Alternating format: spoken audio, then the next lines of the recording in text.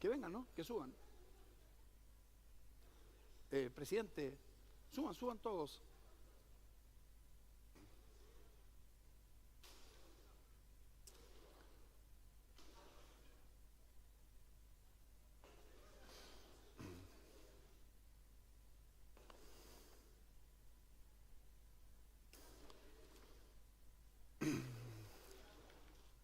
Hi. Hello. Hi, Tim. Hola. ¿Cómo está, Prime Minister? Sit here, sit here. Hola. Hola, President. Where do I sit here? Yeah, okay. Okay, the audience. Greetings. You must know my old dear friend Kumochu. María Elena, can we start? Yeah. Bueno, quiero saludar a todos. I'd like to start by saluting everyone here on the stage. I would also like to salute Maria Elena for making it possible to organize this dialogue and also for having organized such a distinguished panel. It is very rare to come together with so many personalities to discuss a subject which is so important to all of us, also in preparation of the meeting that we will have here in Madrid, the summit that we will be having here in Madrid in November, on the 4th and 5th of November. This is why, for us, having your vision of how we are perceived, it is of extremely importance. I would like to continue by reminding Stefan Zweig. What is the relationship between Stefan Zweig and our discussion? Well, as most of you know, Stefan Zweig wrote a book which is fantastic. It is called The Stellar Moments of Humanity. The first version of the book was in 1927, the second one some years later, and the latest one comes from 1943. When this title was translated into English from German, it was translated as Historical Moments. It might not be the right translation. In German, it is Stern Student, because German is a language that allows to create and compose concepts. In my initial remarks, I would like to accompany Stefan Zweig by saying that Iberoamérica, and therefore Latin America, is actually living through a stellar moment. And in order to support this statement, I would like to share this afternoon with the panelists 4 ideas. The first one goes back to 2025. The United States delivered its security strategy.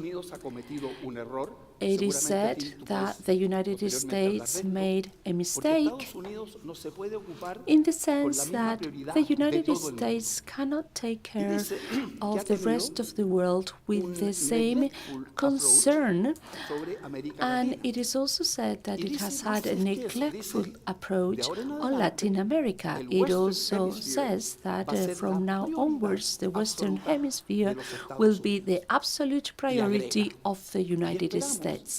It also says that we hope that the Latin American countries will perceive us as a first-choice partner. It also adds that they will not accept any other first-choice partners in the region. In 2023, Ursula von der Leyen, at the end of the CELAC meeting with the European Union, stated the following: Europe the partner aims of at choice becoming de the partner América of Latina. choice of Latin America. Solo se distinguen en una palabra. There is only a Para Estados distinction Unidos between first, those two para statements. Europa For the United States, simplemente the word choice. first, and for the ¿Qué dice China? European Union, Esto es choice. interesante. What did China Jinping, said? Very en interesting. Xi 1923, Jinping in 2023, dice 2023 que China said the está following: preparada para China iniciar is una nueva ready era to start up a new que era conduzca, that will born una comunidad a entre China community y between América Latina. China and Yo Latin nunca he visto America. que China I've diga never que va a heard formar una China comunidad talking ni con about otro the país, ni creation con of otra a región. community with any año pasado, other country or any Narendra other Modi, region. el And primer last ministro de la year, India, Andy y la Modi, India Prime se va a Minister of incorporar India, como India observador de la comunidad becoming iberoamericana, observer of the Latin American addressed community, the Parlamento addressed indio y dice the Indian que Parliament América Latina and said the para la following: India Latin es un America socio clave is a en el key manejo partner y en el for futuro India del in the sur present global. and in the future and Entonces, in the Estados management Unidos, of the global Europa, south.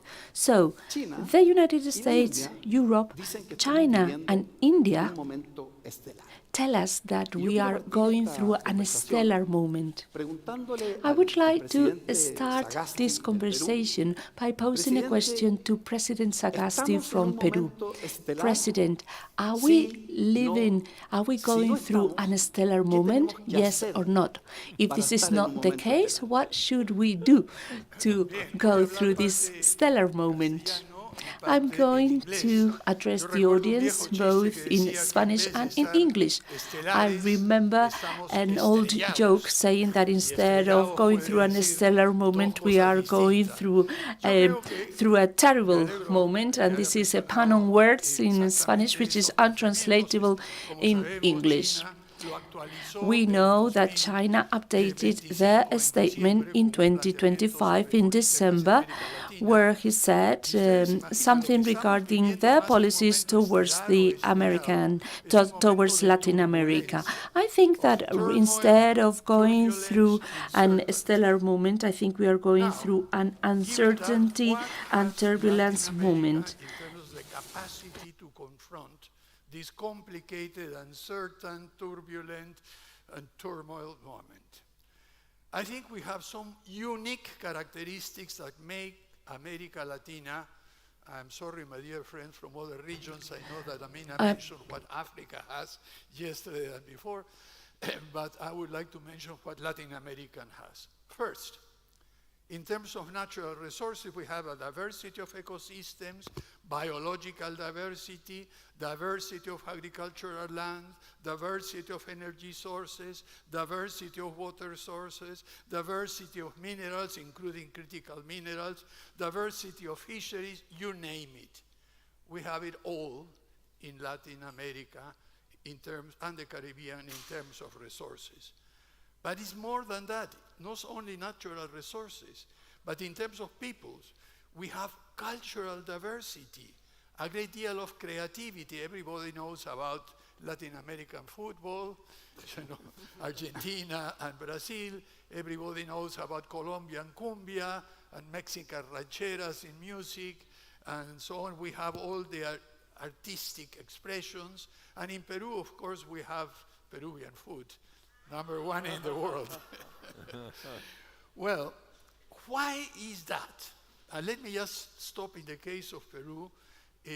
Why is it that that is the case? Because Latin America is a mixture of mixtures. In Peru, for hundreds of years, we have had combinations and mixtures between different ethnic groups.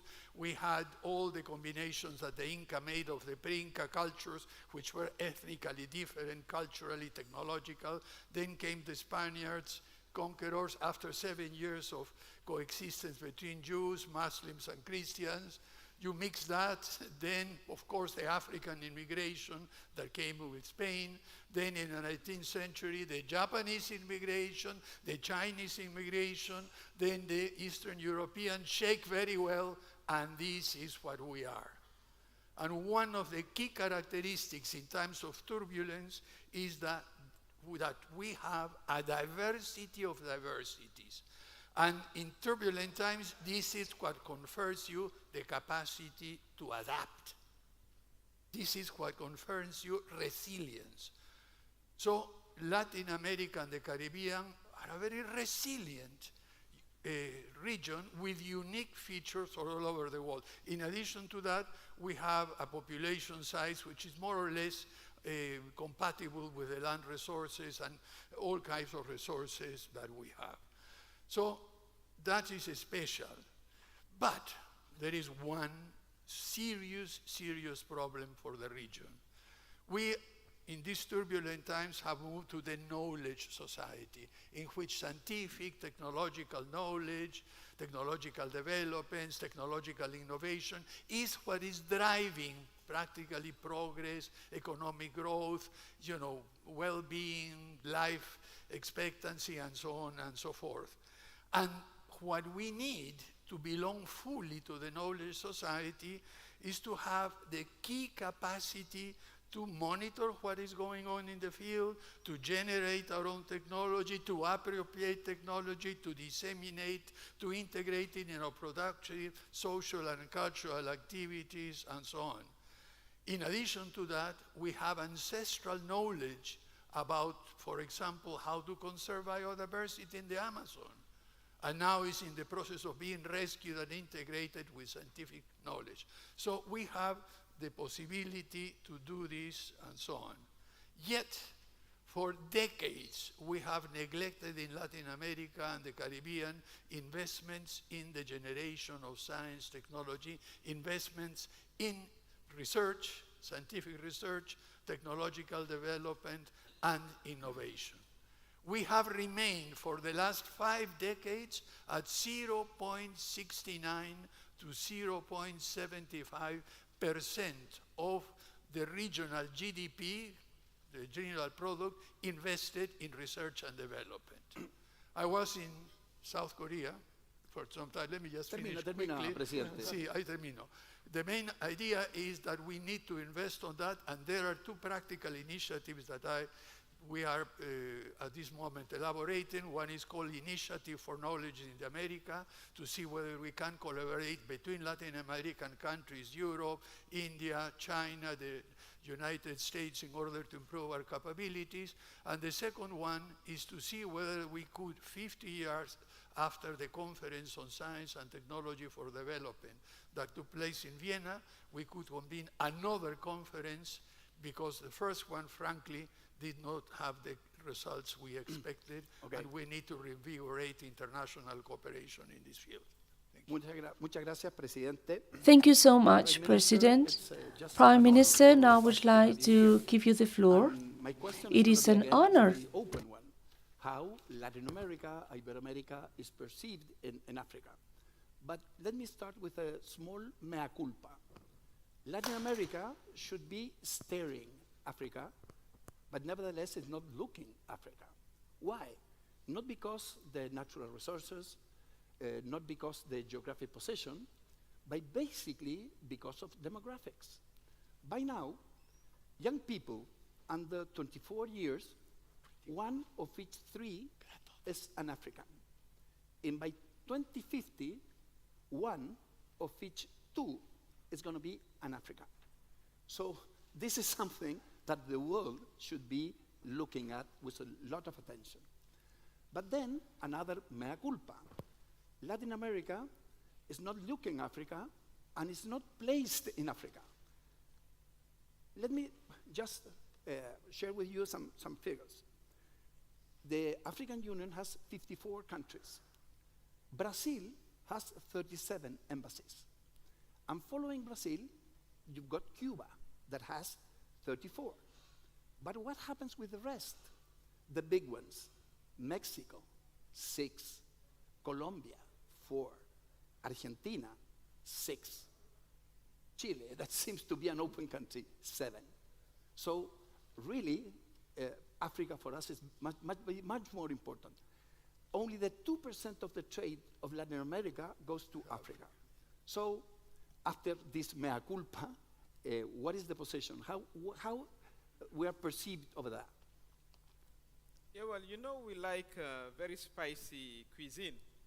So get ready to get used to, you know, pepper, since we're going to be dominating in numbers. So the jollof rice, the fufu we eat, so get ready for that.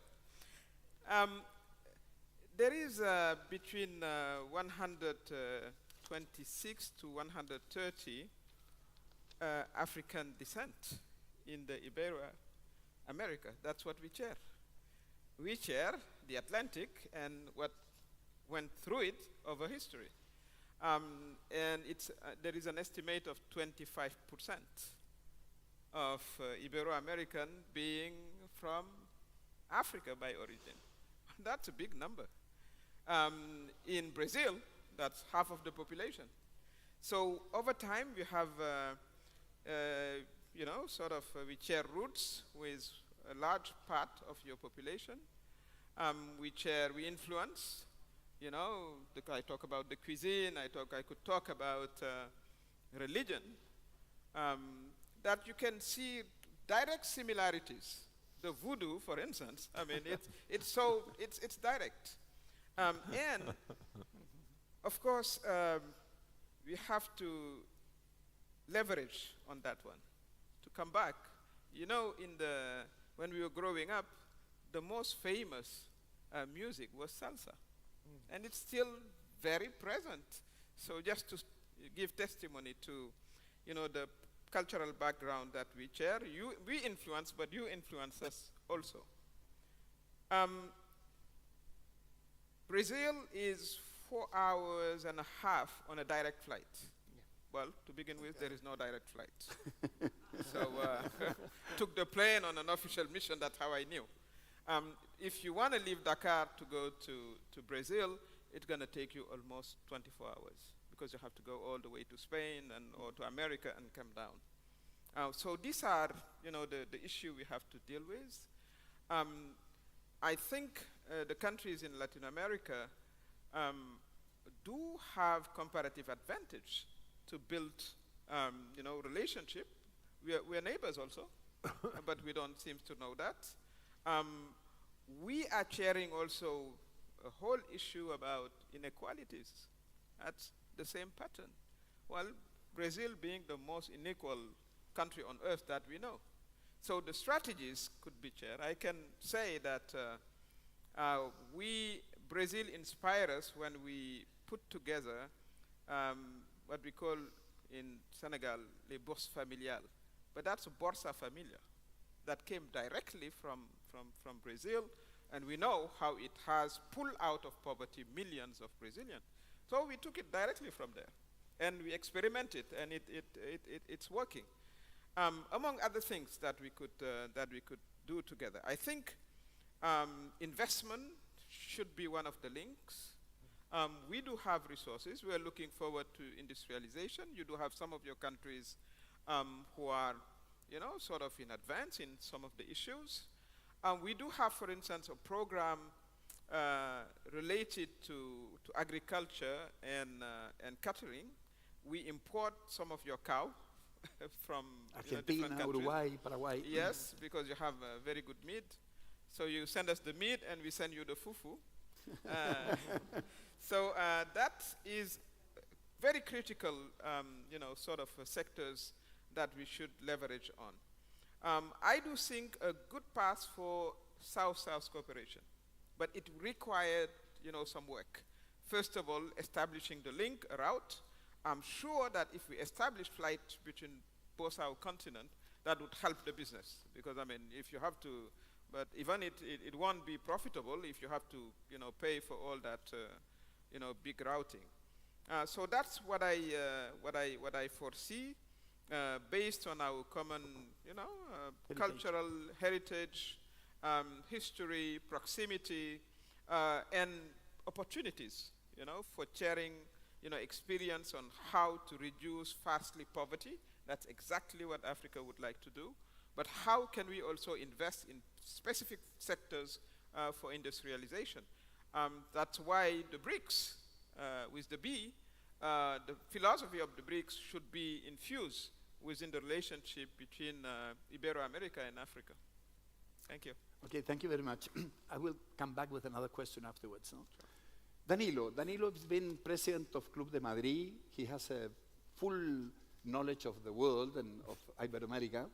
But I want to go, I'm going to shift to Spanish now. Europa es muy grande. Europe Entonces, is a big ¿cómo continent. se ve So, Iberoamérica, what is the por así perception decirlo, de Europa of Central Iberoamerica y from fundamentalmente Europe, from Central Europa del Europe, Este, and para no from hablar Eastern solamente Europe, de Francia, de Alemania, so that de we Italia, not ¿no? refer only to France, ¿Cómo se ve Germany, desde Italy? allá? So, Así what se is ve. also the perception from Let me Eastern say first Europe? of all that there are two fundamentals that define this relationship and more broadly the European Latin American relationship. One is culture, and I think that should be put as number one. It's not something marginal or something secondary. In a country like Slovenia and in other Central and East European countries, there are many families who have close ties with Latin American countries because there are many people who in the past generations emigrated to Latin America, and that has developed a kind of cultural closeness which is not always very visible, but it is very real. It is very real, and of course has also some unusual expressions. For example, when I was a boy, one of my favorite musical groups was Los Paraguayos.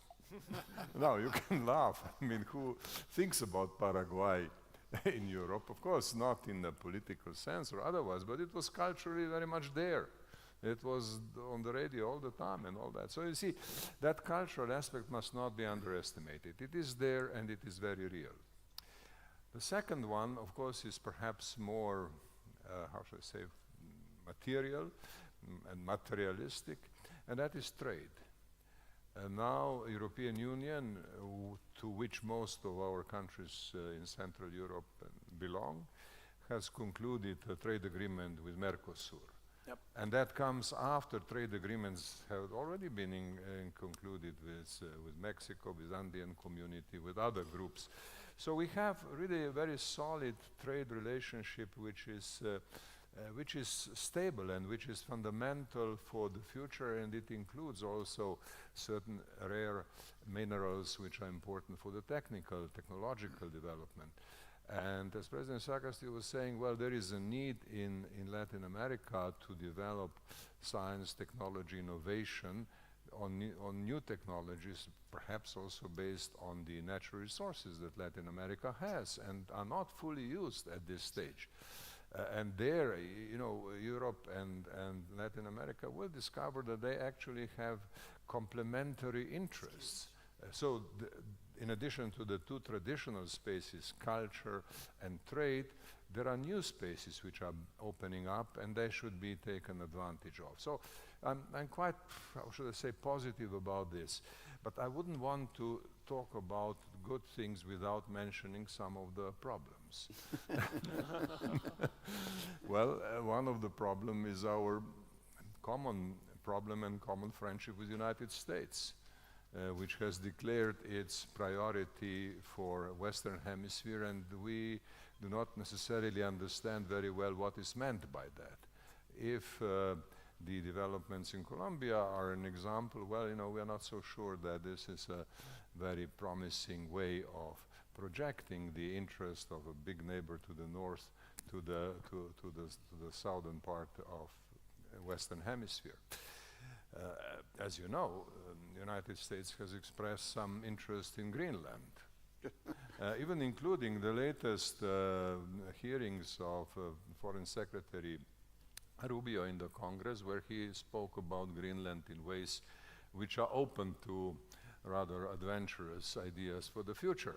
So, we have to be careful in the political sense, and we have to understand that that the situation is uncertain. Again, as President Sagasti said, uncertainty, turbulence, these sort of things are there and are very much part of the overall picture and calculation. And finally, we in Europe more broadly do not necessarily understand all the internal political changes in Latin American countries. No, we do. Yeah, well, I don't know. Maybe, maybe you do understand everything. For example, I just read an article in a Slovenian paper about the new Colombian president, Abelardo del Espriella. And there are so many interesting questions raised with his electoral success, which I understand is not yet entirely final. It's not that there will be some procedures still, but he's likely the new president, and he's different from the previous one. And of course, there are all kinds of interesting aspects which I believe create imaginative questions for people. Now, I'm not trying to make any conclusion on that basis, but we do understand that Latin America is a complex part of the world. It's rich in culture, rich in opportunities, but it's also very sensitive in many ways, and we have to be careful. Okay, I will go back with another question. Good. Our ambassador, my dear friend, ambassador of Japan, thank you for joining us. Thank you. And I would ask a question to you, but up to some extent, I'm going to challenge you. Challenge, okay. Look, the trade between Japan and and Latin America is just 4%. And China is 10 times more. Nevertheless, in terms of investment, China is only the double of Japan. What does these figures mean, and how do you think Japan must approach Latin America and the other way around?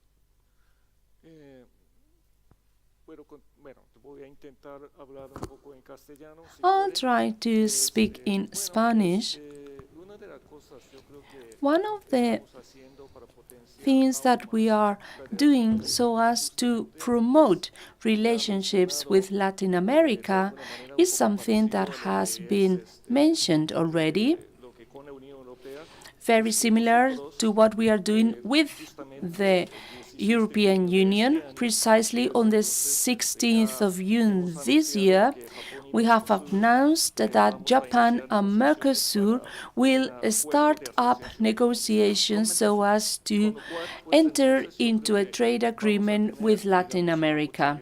Therefore, this will provide us with an opportunity to improve and to overcome this deficit, trade deficit. América, bueno, Iberoamérica es We also believe región de that Iberoamerica is a key region for us for the next 10, 15 years, because we need to pave the way together, the way of cooperation. We want Latin America to be our partner, our trade partner. And to do that, we need to solve the already existing problems. enfatizado es el hecho de que bueno, es Also, América I would like to emphasize the following. We share with Latin America a lot of values, the respect for human rights. en el Imperio del Rey, ¿no? Y segundo, And second, superar los desafíos there are a lot of challenges, common challenges such as the environment or climate change. So for us, Latin America is a key partner. And third, todas las personas del mundo buscan puedan we compartir all pursue prosperity in the world. We do not want to leave anyone lagging behind. And in that regard, the cooperation with Latin America is also very important to us, because we are fully convinced that if we work together, we can make progress together. trabajando, seguimos buscando We will continue working together so as to solve together common challenges. And this is why we believe that Latin America is a key partner to us. Also, I would like to add that Japan and Latin America do have also strong links through food, through Nikkei food. que hay 3, And so there is a 3.1 immigrants with a Japanese origin in Latin America. They have become regular citizens. They are mainly in Brazil, Peru. y bueno, son personas que yo creo que They are people, citizens, that form the basis of our trust and our support and our mutual respect, the mutual respect that we have with Latin America. For us, that is a key element. Also, some of the Iberoamerican countries also do have very close relationships with Asian Pacific regions, and they are part of the Asian Pacific community, and they are part of the Trans-Pacific Association. Therefore, there is a close link, or we are developing closer links between with the Pacific, between Iberoamerica and Japan. Also, I am very happy to say that we are collaborating with Brazil so as to improve our cooperation with African countries. We will be delivering lectures in African countries, so we are triangulating our relationships so as to strengthen the links between Brazil and Africa. So this triangulation is going to be, I am sure, of great benefit to the three regions involved. Thank you very much, Ambassador. I'm sorry, I can go in English or Spanish. What do you prefer? Okay. Bueno, the key question here is the new strategy, no? Everybody's saying that Doctrina Monroe is again, and there is a corollario, Trump, or whatever that it means, no? But my question is the following. The U.S. still is the #1 investor in the region, and it still is very strong in terms of trade. All the north part of the region, the first trade partner is the U.S., and then the south is moving towards China. But besides economics, I would say that in the last, let's say, year, the great change in terms of the political approach of the U.S. towards the region is the involvement of President Trump in politics. President Trump is very active in each of the elections. He nominees who is the candidate of his preference, and then afterwards, when that candidate wins, he says that's very happy.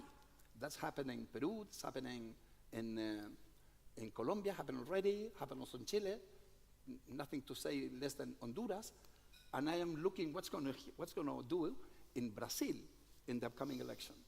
So this, let's say, politically strong involvement of the U.S. now has a meaning, how it must be interpreted, what we should think about that.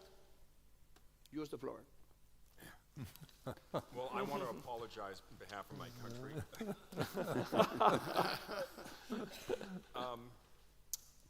So I prepared some remarks, and then I was listening to my colleagues and your questions, and I made a few notes.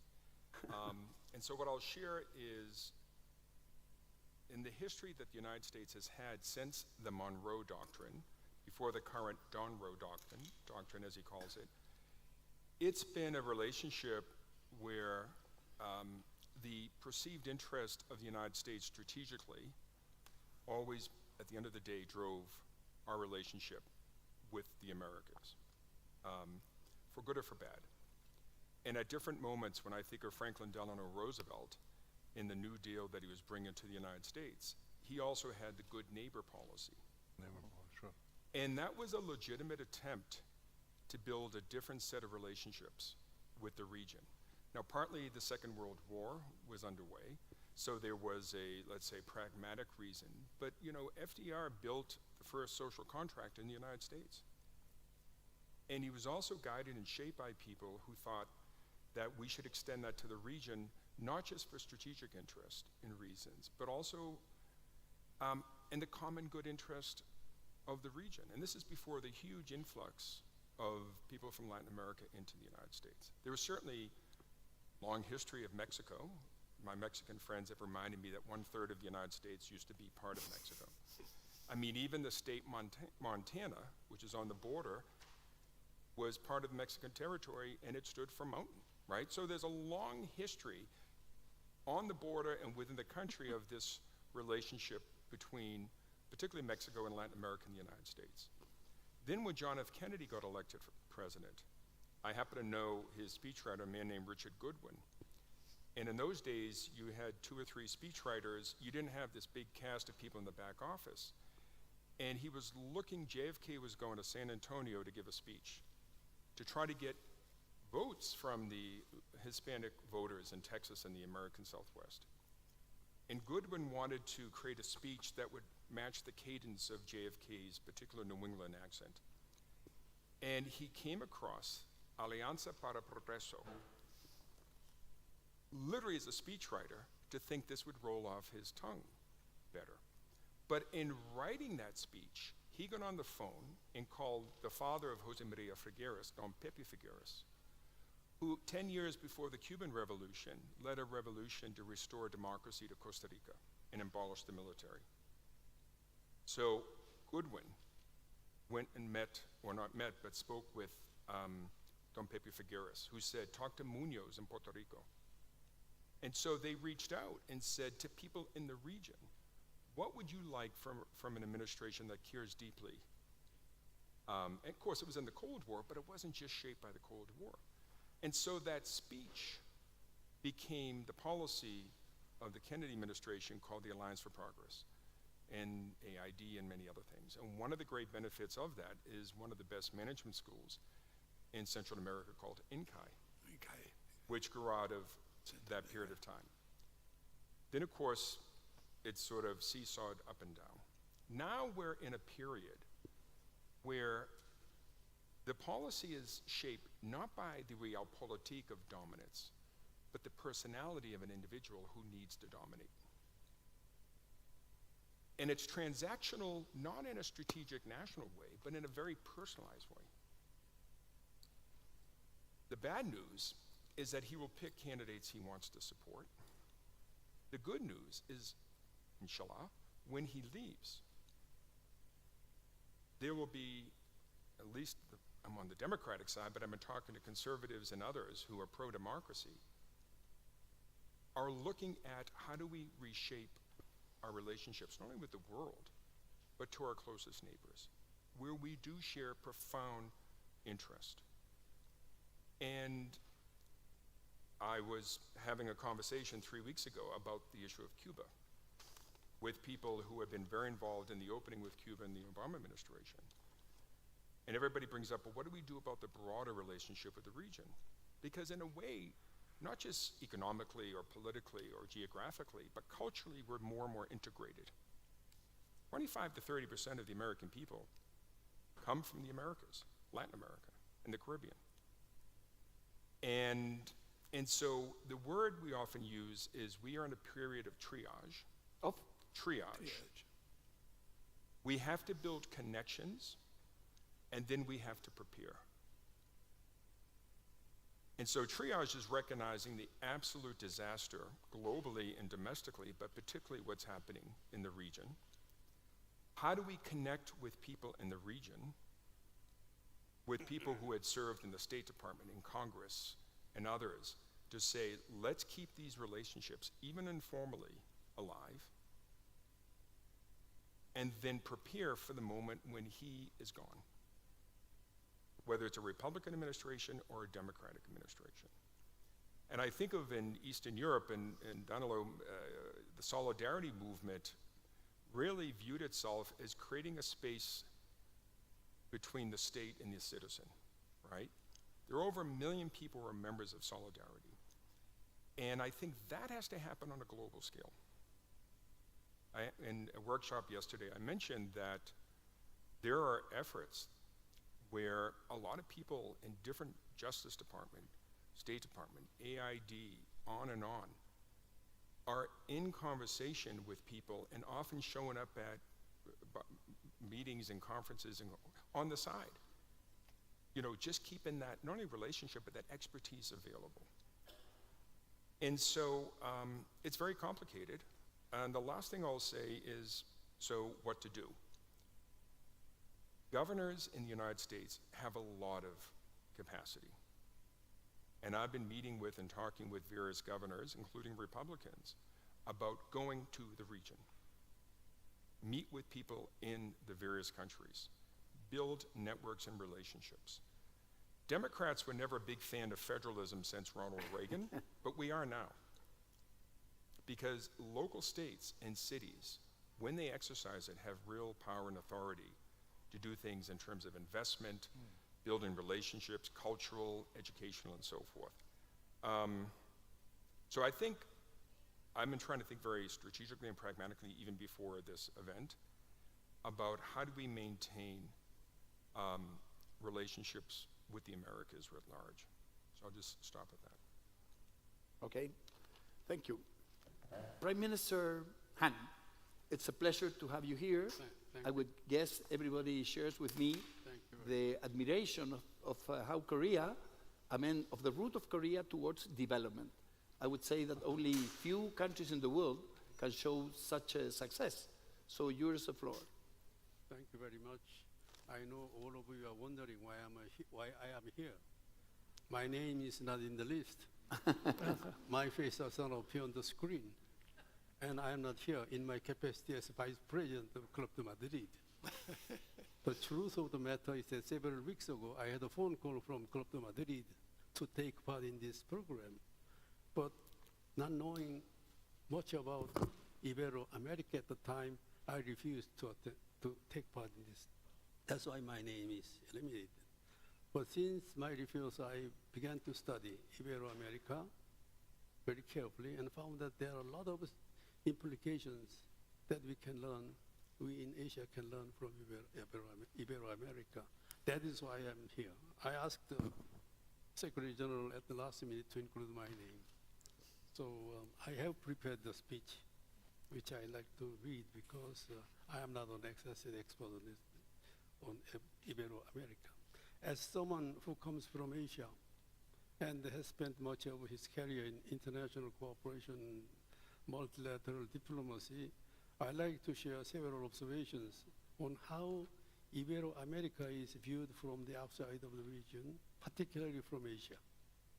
First, from an Asian perspective, one of Iberoamerica's greatest strength lies not in its size or economic weight alone, but in its unique capacity to serve as a bridge.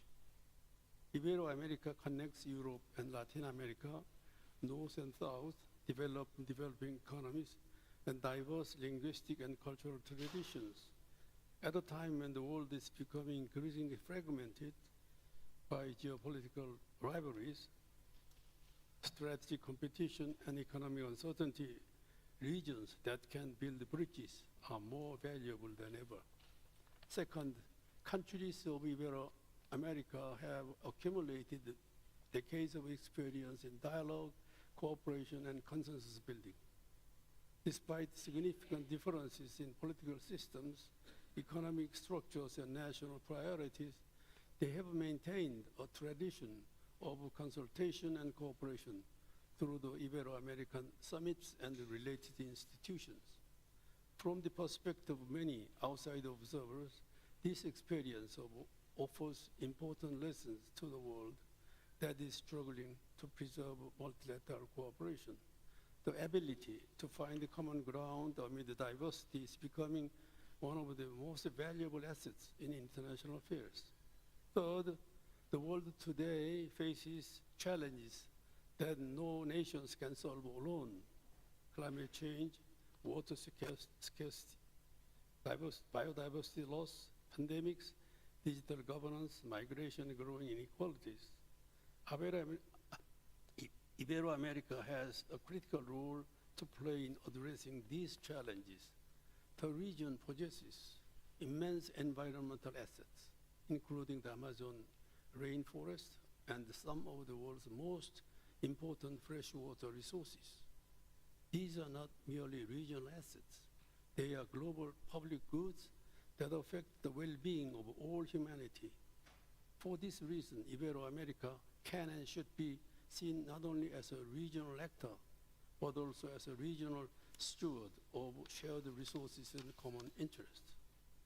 From the perspective of Asia, we see enormous opportunities for deeper engagement between two regions.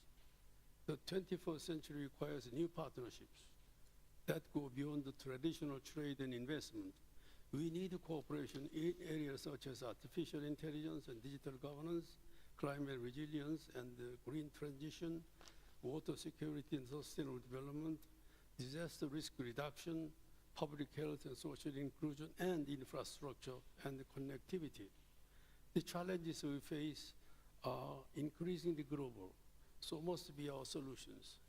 My experience at the United Nations has convinced me that the greatest challenges facing humanity today is not a shortage of resources, technology, or knowledge. It is a shortage of cooperation. The future of multilateralism will depend not only on major powers, but also on regions that can connect people, ideas, and intersect across divides.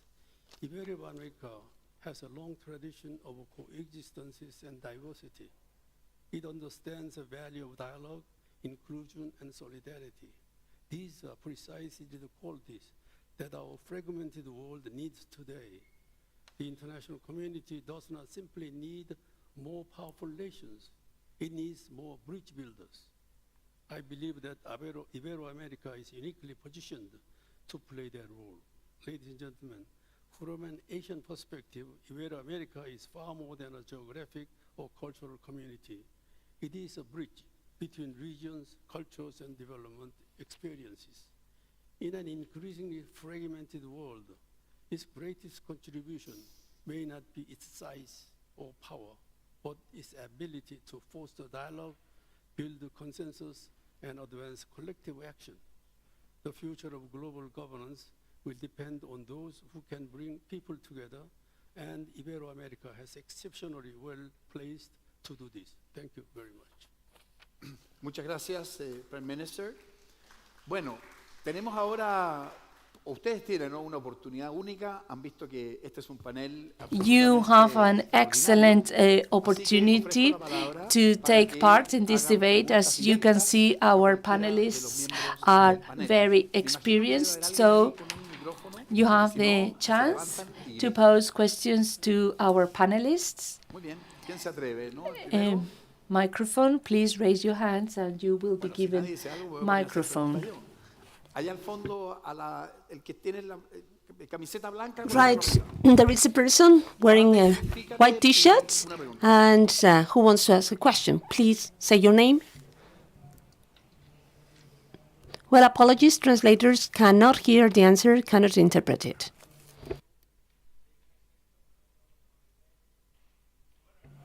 The person should speak in the mic. If he doesn't speak in the mic, they cannot ask to speak in the mic. For translation. Wait for the micro. Tiene que esperar el micrófono para que puedan traducir. He's speaking about the elections in Peru, but it's much better to have translation. But we don't have the translation. Yes.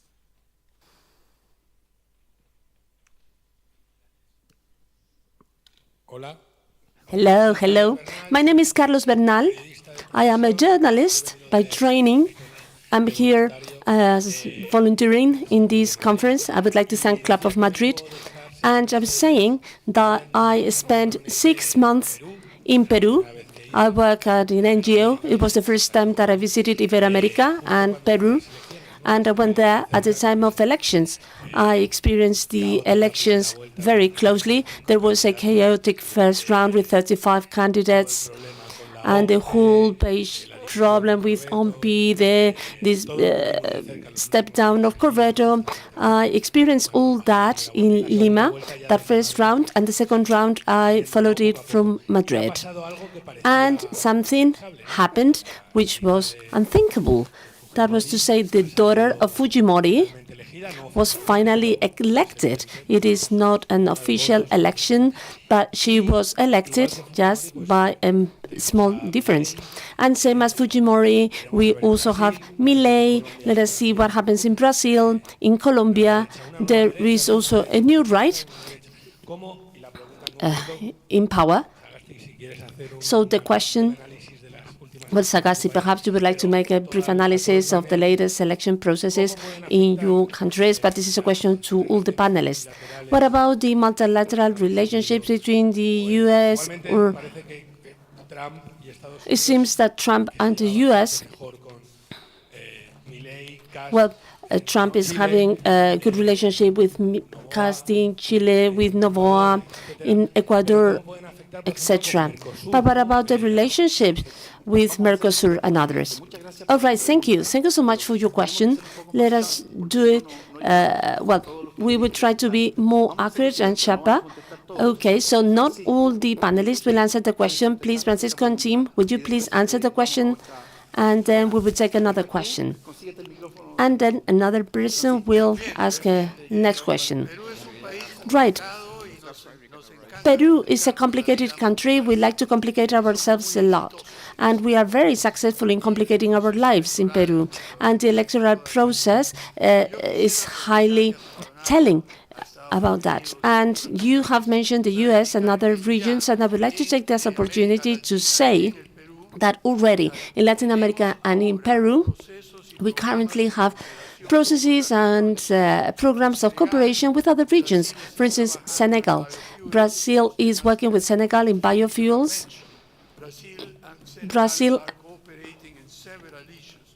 In Slovenia, Danilo, you just had the Latin American and Caribbean Days in March of this year, and there was a long discussion about collaboration in energy and also in artificial intelligence.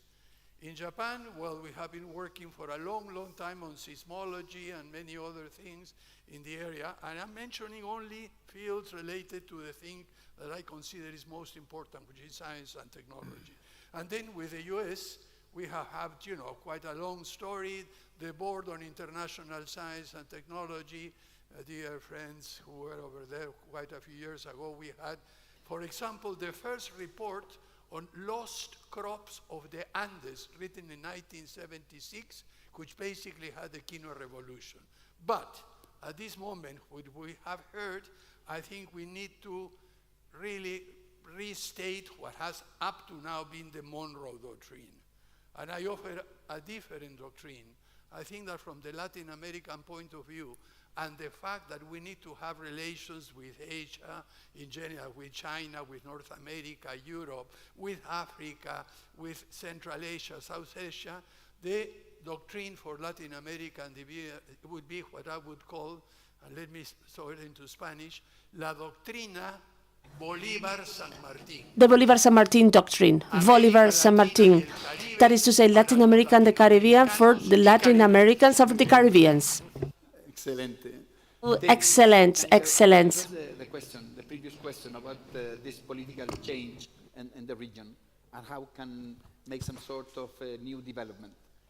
Yeah, I mean, the important thing that I and many in the United States are learning about this particular administration, there is no strategic analysis.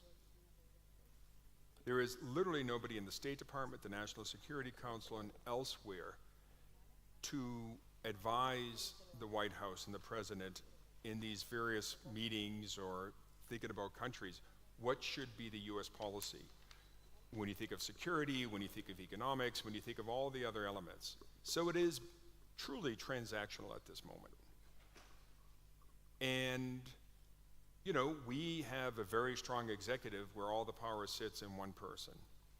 And we've seen the Congress has just sort of stood back from its constitutional powers and so forth. So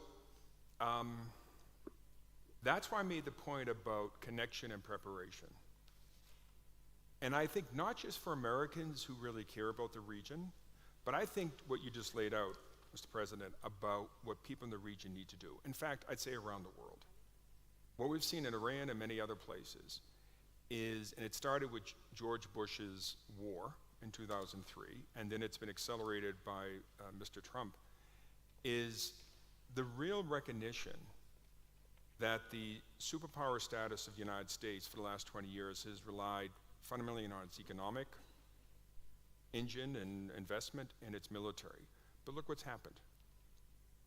And so I think strategically it's in the interest of other regions not to align, go with China or this one, but say, wait a minute, we're living in a truly, and I would say we need to move from a fragmented world and I don't want to say a multipolar world, but to a very thoughtful world in which we say, it's not going to be, and to prevent, frankly, China from emerging to replace the United States, but to really think, how do we protect our interest?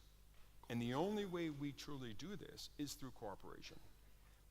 And to strip cooperation from the abstract, theoretical, strategic way that it's too often talked about. I'll just say one quick thing. Maria Elena participated in this. So we did a meeting in Segovia last year, and we brought a number of Americans sort of on the democratic left side and pro-democracy conservatives who were in very key positions. And they were all mostly in the legal community. And one of the takeaways for them was meeting people from various parts of the world who confronted authoritarianism, talked about multilateralism and international cooperation, and one of them said to me, you know, we in the right, conservative legal community have had a real bias against these institutions. They served not just liberal democracy, but a liberal international secular order. You know, the UN and all these institutions, our knee-jerk reaction was, that strips our sovereignty. Okay. And now they realize, sort of like when you're all in the same pillbox or trench, we need each other. So this is, I think, an important development out of pragmatism or necessity, is how much multilateral cooperation in the most real way is essential. And I think that's part of where I think not just in other countries, the United States, I think I'm pushing for people to recognize this, expose them to others, so they recognize, particularly on the right, how critical this is. Ok, muchas gracias. Acá tenemos una pregunta. Tú que tienes el micrófono. Espérate, que te funcione el micrófono, porque no funciona. No se oye, padre. Ay, sí, sí, Ahí así sí.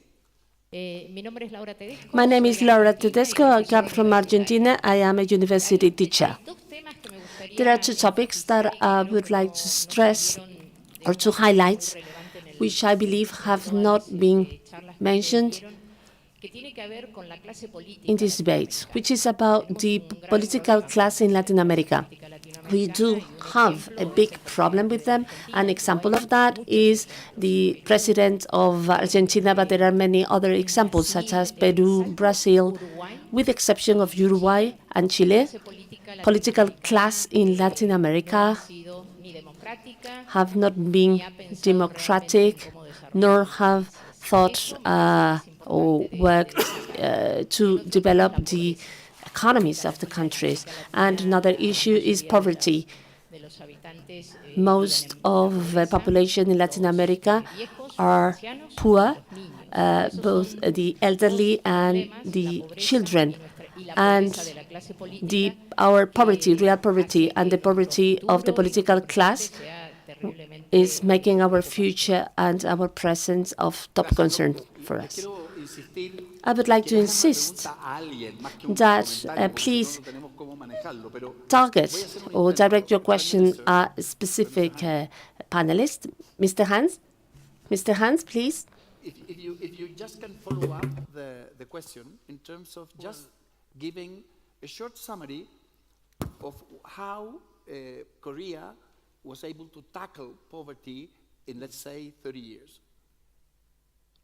Well, I think there are several lessons that other countries can learn, particularly developing countries learn from Korean experience. First of all, we have heavily invested in human resources. Educational system is efficient, and also we have invested heavily on technology, particularly high-tech technology. So Korea is now one of the 3 major countries specializing in AI. We are, I think, behind the United States and China. So in that respect, investment in this area is very, very important. Third one is good policy of the government, and also Korea, corruption, public corruption is almost non-existent. If there is a corruption at the top, people will not tolerate them. So we have a reasonably very clean government. So this has made the basis of Korea's fast growth in the past. And we are now aiming, our per capita income is ahead of Japan in actual fact, although our Japanese ambassadors here. We are far behind Japan 20, 30 years ago, but now we are ahead of Japan in terms of per capita income. And major corporations like Samsung, Hynix, and Hyundai are exporting tremendous amount of good quality products to the United States, first of all, and then to other countries. So all in all, we have been working very hard to make Korea one of the most developed countries in the world. Maybe another 10 years, we will make one of the important countries. Recently, there was talk of Korea to be included in G7, making G7 into G8. So we are quite happy about that too. Danilo, this is a hard one. What is happening with the political class, not only in Iberoamerica, but in the world? Well, you see, this is a very simple question. Sure. I appreciate the question, although, of course, the answer would probably require wiser people to engage. However, let me try some basics or some fundamentals.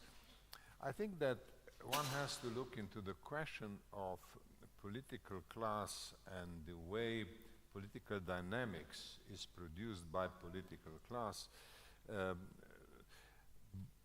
quite carefully and avoid certain simplifications which have become quite typical in the past decades. For example, we like to talk about common values. I'm very skeptical about this values talk. Because surely we share certain values. We are human beings, and therefore we live in, organized society, so there are certain values must be common. But let us not exaggerate with the talk about values, because people who may share certain fundamental values would still follow very different policies with very different effects. So I would caution against superficial and cheap references to values and other concepts of this level of abstraction, because they don't help and actually they can mislead. Second, we need to explore certain ideas. President Sarkozy before spoke about doctrine. If I understood him correctly, he wanted to relate that doctrine to Simon Bolivar somehow. And San Martin. Correct. Now that reminded me immediately of a meetings that I had in Caracas at Palace Miraflores with Hugo Chavez, who had portraits of Simon Bolivar in every salon. So wherever you went, in the dining room, salon, this and that, there was a portrait of Simon Bolivar. Now I was asking myself, all right, I mean, this is a very powerful historical message. Clearly, it does have to do with the rise of consciousness, self-esteem, independence, self-promotion of Latin American societies. But of course, the real situation is more complicated than a single doctrinal slogan. It has to, nevertheless, slogans are important, and I would like Club de Madrid to develop a more sophisticated understanding of this Bolivarian point of departure, to see what exactly is there that actually determines the current needs and future opportunities for Latin American societies in a large sense, and what is there for partners. Because in Europe, I think we are in many ways very close to Latin America, and we have to develop better ideological foundations for the future. We don't have them right now, and that brings me to my third point. We will probably be able to develop that further and also gain perhaps a little more capacity to understand the political classes and political identities of Latin American countries through larger and more developed, more sophisticated cooperation. Trade is the beginning, clearly. artificial intelligence can be a promise for the future, and I would very much hope that we could do something new in that direction. I mean, Latin America has important raw materials, lithium and other basic elements that are needed, and the need to develop capacity. So does Europe. And I think that if we develop proper practical solutions or practical steps forward in that domain, we shall also be able to understand the issues of political class better. We'll be able to find appropriate slogans for the future, and we hope that the imagination of Latin America, which we all admire, at least those of us who are reading Gabriel Garcia Marquez, no? Would then learn about the symbolism and slogans which will guide us towards the future. Okay. I'm going to use the privilege. Just wait a second. I'm going to use the privilege of being the moderator. I want to ask you, Prime Minister, you are an example of women leadership. What is the situation of women today in Africa? Well, it depends in what sector. If it is in politics, I said it yesterday, we're way in advance compared to Europe or Latin America, because we have gender parity laws for all elected positions in Senegal, which led to 48% of the parliament being made of women. By now? For all, by now. And this law is way back. It's more than 15-year-old law. So for all elected positions, it's 50-50. Sometimes parties win just one position, that's a man. That's why it doesn't make it really 50-50, but the spirit is there and the result is there. You do have, we registered a lot of progress over time. I was here when the exam to go from primary school to high school occurred, and 57% of the students are girls. So more girls in education than boys, and they succeed more than boys at different level. The 3 past years, there was more women at the faculty of, at the School of Medicine than boys. So we are moving, but still we are facing what we all face all over the world is the patriarchal norms, the double shift with domestic work, unpaid work, and of course difference of salaries. But this is, a phenomenon linked to patriarchy, as I said. We feel like there is also double standards, of course, because if you are a literate, educated women, well, you might make it because you do have, the framework for that. But if you are a rural area, far from a health service, you might also die early from childbirth. So you do have these two huge differences. That's why I referred to Brazil. Brazil, you look into the mortality rates from both spectrum, you would see huge years difference in life expectancy. Yes. And so it's how we should look at it. I think all over the world, we still face huge gender gaps, and we have to work extensively toward that. We had some female presidents, so did you, in Latin America, so there is space for that, but that's for the bottom. That is the issue. How do you elevate women who live in rural areas, far away from everything? How do you make sure that you work on their life condition to make basic services access to them, etc.? So that's, I think, the situation, but it's not unique to Africa. We can see that in many places.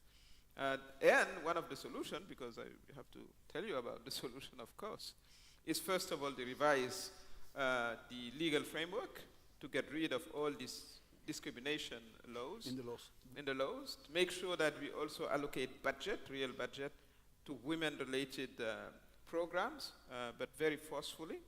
And of course, we have to work on norms and standards and stereotypes to make sure that these young ladies in the room will go to politics not fearing that you will be insulted, you will be derogated, etc., etc. Well, that's what we see in all places, because when women enter in politics, well, they enter in a very violent environment, but we have to unbold them and to make them self-confident to face things, because if we made it, you can make it. Thank you. A ver, tenemos dos... ¿Qué hago aquí? Bueno, vamos a hacer lo siguiente, porque estamos running un poquito against time. Vamos a tomar 3 preguntas. Esta de aquí... Well, we are running out of time, so let me give the floor to 3 people from the audience. Only 3 questions. Anyone else? So 3 questions. Please pose your question. Okay, another one. 4 questions. Last one for Juan Carlos. Okay, 4 questions, all in a row, and then let us listen to the answers, and please suggest who you would like to answer your question. ¿No? Sí, ahora está funcionando. Yo quería aprovechar esta ocasión porque es un evento que I would like to take this opportunity, as we have the support of Iberoamerican Secretariat, and I would like to invite some representatives of present here,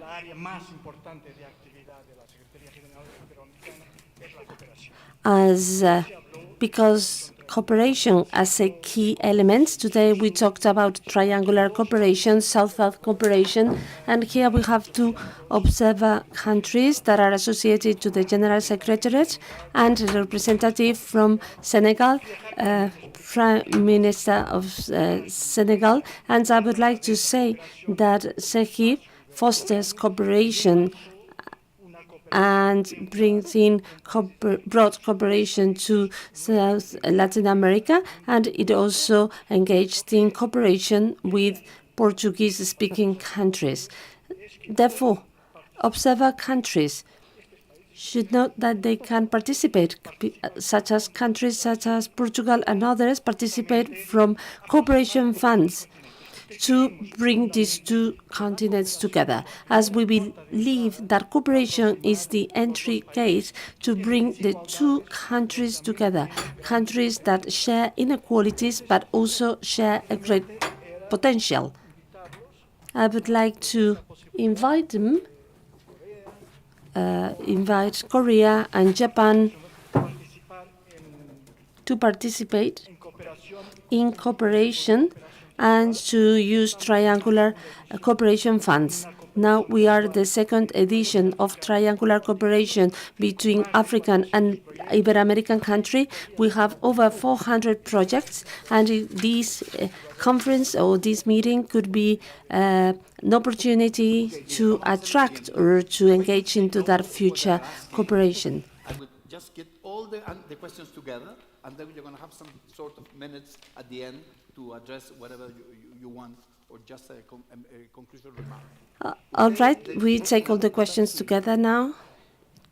Cristina, please, targeted questions, specific questions, and address your question to a specific panelist. If you go and ask the world, it is very difficult to get an answer. Interesting discussion for me. I'm a senator from Egypt, and my question is, why didn't the Lula moment survive? He opened 19 new embassies across Africa. It was exceptional times when South America and Africa got together. In practically speaking, what could be done from the politicians and the leaders of both Africa and South America that would bring the connections closer? I myself push a lot my government to retain a direct flight between Egypt and South America as a foundational thing when it comes to trade and exchanges. But what else could be done? I rarely meet parliamentarians, for example, from South America, and too many setups and so on and so forth. I just need some practical notes from you, so I thank you. Okay, muchas gracias. Acá adelante. Aquí tenemos un micrófono a la izquierda. We take another question here. Sí, yo tengo. I speak English to him. I mean, nobody mentioned the drug business. and with the cocaine cartels of Mexico, to the cocaine cartels of Mexico, to the cocaine production in Colombia, the trading of that cocaine through Ecuador and Venezuela. What is how should we manage that relation with the United States? Muy bien, muchas gracias. Seguimos para acá. Ya Gracias. pasamos la mitad de aquí. Tú tienes el micrófono, pregunta tú. Sí, Ariel Terrón del Ariel Instituto Terrón HF from Salud the Pública Global. Institute of IHF Global Health, and I would like to raise an issue that was not discussed here today at this session, but it was discussed in the last 2 days. That is to say, the provision of public goods regarding health.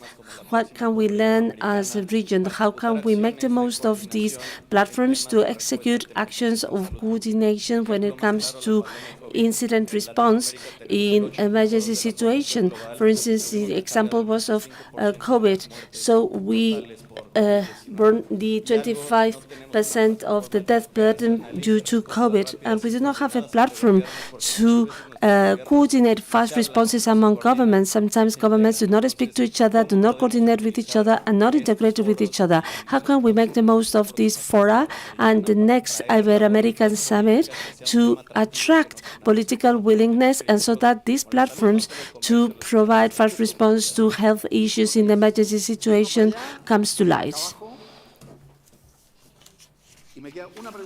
One more question, and then we answer. A question about the next Secretary General of the UN, who should be expressed by the region, Latin America, and hopefully a woman. I would like to know what would you expect from a Latin American woman as Secretary General of the UN? Muy bien. Ok, no sé cómo hacer esto. Tómense 3 minutos cada uno. To be honest, I don't know how you're going to answer the questions. Take 3 minutes of your time to answer whatever you can answer. The questions are very good questions, but they are highly open questions. We start off from you, Minister. Well, I'm stepping back because I want to ask Ambassador Yamoshi how the triangulation would happen between Japan, Brazil, and Senegal, and Africa. So maybe you need to explain to me, because that's going to be a long trip. So I do think that to the parliamentarian of Egypt, there was a beginning of important work with Lula I, I think, his first term. And there was a lot of excitement about really seeing what we could do together. We see Brazil as one of the interesting engine of Latin America, and a lot of opportunities, livestock, as I said, industrializations and culture and all of that. But the problem and the vision that we see, being externals, is that Latin America is very heterogeneous and very divided. It's good news or bad news? Well, I leave it to you to appreciate. So many because we know what Lula went through. After that, he went to jail, he acquitted, etc. I think he forgot a little bit about that portfolio. He was busy trying to save himself. So with that political environment, we always see the business sector as being a little bit above it, and maybe that could be an entry point. I see civil society, I see cultural exchanges, so that should be the route maybe to explore. I see a lot of work within women organization, parliamentarians. That would save us from the right-left divide. So that's also what it is. And my question maybe to the friends here is, how would you see that divide, as a sort of difficulty to handle? Because at every time we are looking at, okay, the government is going to change, so how it's going to impact what we have signed with the previous government, because the positions are so far away. So what's the solution to that? Because that definitely one of the difficulties we face, because it looks like nothing is stable and could change over time. So that is also one of the difficulties we have to raise here and put on the table. But definitely we do have huge potential in cooperating. We also do have our own concerns, that for sure. But our president tend to stay longer, maybe to overstay sometime. So, but let's work it together. Well, another central question for the panel, no? Presidente. President, minute, you have just published the book. Could you please tell us a bit about your book? I'm going to do it in Spanish and a bullet point. First thing, the situation in politics is not as critical, not tan grave como parece. Situation in politics is not as severe as it looks. Todos los Team. legados, all legacy can be distorted. And what they did with Bolívar distorted it. We have to go back to the original meaning. Tercero, what is the difference between politicians on each of the places? I visited Korea back in the 70s, and I was impressed at one thing. Politicians, most of them were engineers instead of lawyers. Most of politicians were engineers and not lawyers. That is very, very important topic. And the other point is why the political class is so bad, as incentives are perverse. If you go into politics, you are accused of being corrupted, and that's why young people do not want to join politics. And now I give lots of lectures and presentations to young people, and I go back to what Platon mentioned 2,100 years ago. The price of not entering politics is ended up being ruled by the West ones. And to finish off, and we have discussed it, which is the core issue. Thank you for mentioning it. Actually, yesterday I got the last copy of my book, which is titled as Knowledge is Power.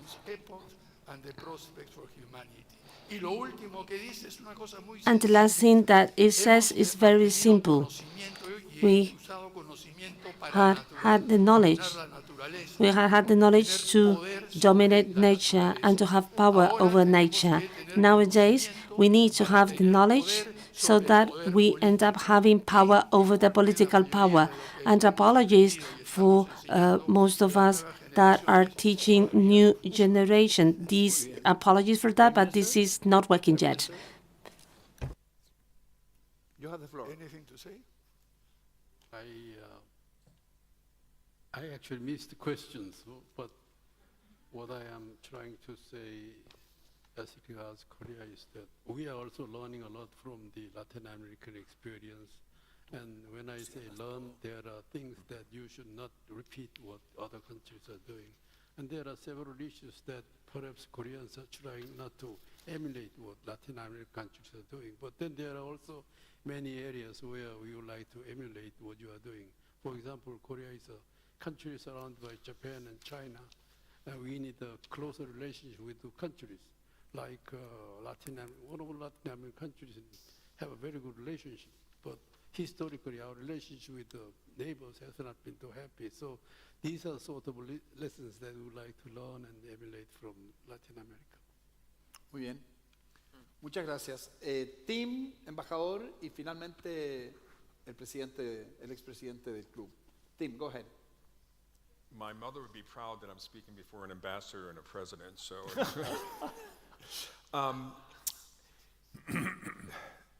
I don't quite know how to respond quickly to a lot of these good questions, but I do want to just build off something that Danilo said. At the risk of name dropping, I happen to know Gabriel Garcia Marquez. And he said to me a number of years ago that he always felt that the southern United States was just an extension of the Caribbean. He said, ever since I would travel to the United States, I felt most comfortable. And that was shaped by geography and how geography could shape people. So I only say that in the context because there is a cultural affinity in many parts, even separate from the inflow of people, historically, culturally, geographically with the Americas. And what I hope is that we can find ways to also build off that deep connection that exists. And I just want to share that. Muy bien. Ambassador. Yes, I'd just like to respond quickly to what the President asked with regard to South-South without triangular cooperation, is that we have a counterpart organization in Brazil that we've been cooperating for many times, and we, together with the counterpart organization, invite people from Africa to receive a course on materials that we have imparted to the Brazilians, and we do it together with the Brazilian to sort of impart knowledge. And with regard to one point that I'd like to comment is that is the Latin American a stellar moment. I think that there is a lot of confluence of interest that makes it that Latin America is going to be a center of a lot of interest in the world. I think that is something that I think all the countries should try to build a sort of a win-win relationship with Latin America, and I think that will be something to the key to which we can sort of enhance, make a better world that we live in, basically. I think Latin America has all the tools, resources, and necessary in order to achieve the same. Thank you. Okay. Danilo, final remarks for the panel. Well, I would like to come to one of my initial remarks, and that is we have to be fully aware of the cultural affinity that's also Tim referred to, cultural affinity that exists between Latin American cultures and other cultures, either North America, Europe, and in other parts of the world. That's really a very important platform. The interesting thing is that it is never discussed as a project. It is taken for granted. It is something that is practically a background. But I think that we need to use this background more carefully and with more of a political vision for the future.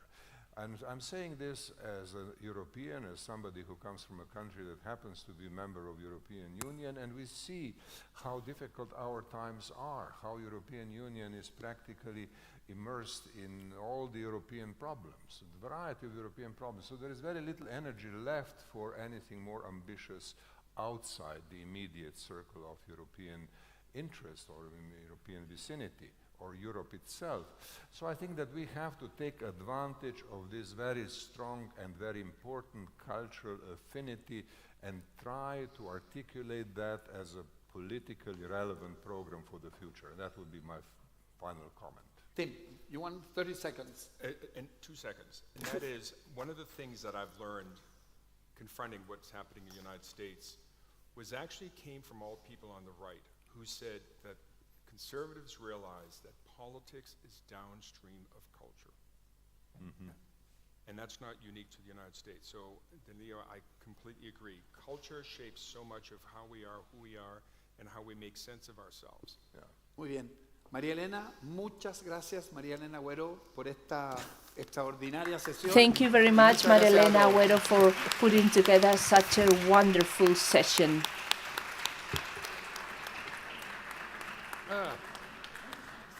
Right.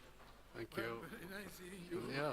A very quick, excuse me, a very quick operational message for those of you who are going back to Hotel Villarreal. The buses are waiting where they left us, okay? In Cibeles 1. Thank you everyone for coming.